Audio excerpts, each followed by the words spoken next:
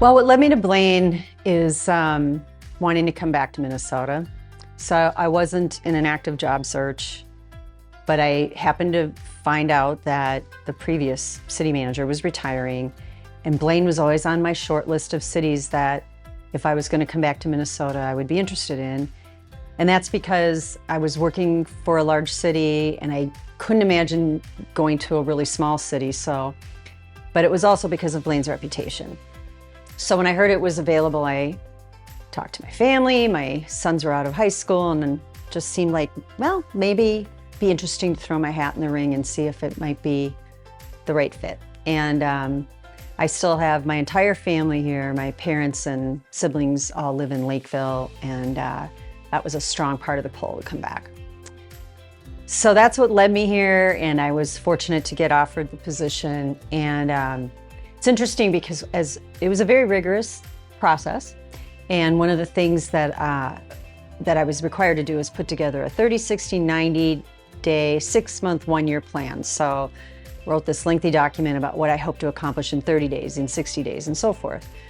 But almost exactly 6 months in, I had to close City Hall on March 13th. I started September 16th, March 13th. We closed, we set up the EOC. It was surreal, but that whole experience was surreal in general, right, for all of us. But I always tell people that when you're on a traditional learning curve, you're kind of doing this, and that about half of the job, my learning curve went, really fast. And then the other half kind of slowed dramatically down, all based on what we were dealing with as part of the pandemic.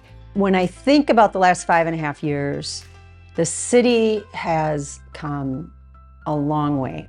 A lot has changed. And I think a lot is definitely for the better. People say this all the time because it's true. I didn't do anything here by myself. There's a great team, and we really had council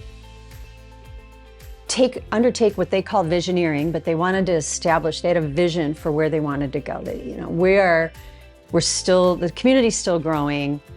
There was a very, very strong message from the residents that they wanted to see more amenities and more restaurants and a variety of different things. We heard it from residents here at City Hall, people running for office heard it. And so council said, okay, how can we make that more, what can we do to proactively make that more of a reality? So when I look back and think, okay, what happened during the time I was fortunate enough to lead the organization, that vision was shaped and has had giant strides towards carrying it out. The redevelopment at 105th and Radisson is a really big piece of evidence around that. The dirt's moving, the project's underway, and it's going to bring amenities to the community that I think everyone, and as a resident, I'm excited about. The one thing I'm probably most excited about, and again, I'm not responsible for it, but I played a role, right? Securing funding for Highway 65. I don't think anyone thought it was possible. It was such a big number that it was just like, it can never happen. So what that will bring to Blaine in the long run is going to be huge.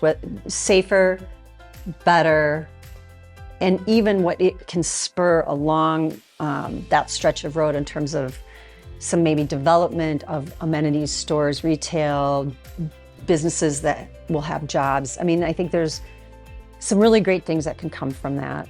But internally, we also made some incredible strides with how we conduct business. We had a strong customer service initiative and a real strong emphasis on customer service. We've improved a lot of our processes and our technology because Blaine really has been in that transition from small city to large city. And you get to a point with how you used to do things that it doesn't work too well anymore. And we've made a lot of great strides internally in the last 5.5 years. I think one of the toughest things that any city manager has dealt with since we became a profession over 100 years ago is how to communicate and how to communicate better. One of the things I wish I had a magic wand for would be to just really beg our residents and our business owners, read the newsletters, take a look at the webpage, because we are putting out a ton of good information. But I would say it's something I think we've really improved overall, and we have a great team. The day after my last day, we're heading out on a road trip for a couple weeks. My husband and I have never done a road trip, and we're heading out east, and we're stopping to see friends, and we're stopping at some places of interest. And I am planning to take a good couple of months off of doing nothing paid. And during that time, I just want to enjoy Minnesota summer. I haven't had a summer off since the summer after 5th grade. Started working babysitting full-time the next summer, and so I just want to enjoy that. And the priorities during that time are going to be reading a lot of books, and enjoying the beautiful garden that my husband has poured so much of himself into. And getting out and hiking, golfing, activity, and yes, time with family. What I love, I think, the most about local government is that you're so close to who you serve, the community members that you serve, and you can see the impact of what you and your team are doing every day. I would hope that I've been able to help put things in place that will allow the city to continue to get better.